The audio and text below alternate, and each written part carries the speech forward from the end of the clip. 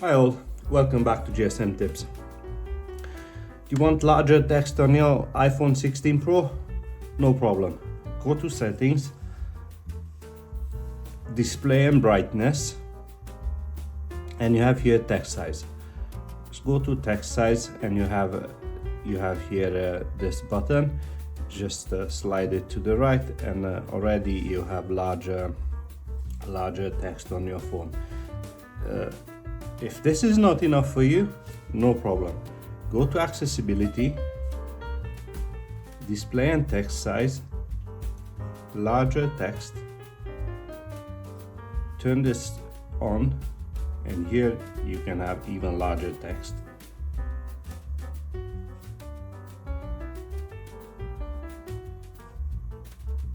So you have two options, larger text and extra large text. I'm gonna turn this off. Okay, this is in accessibility, the second option, and the first option is just in settings, display and brightness and text size. Do it again. So if I go back, it will reset to its original size. Thanks for watching. I'll see you in the next one.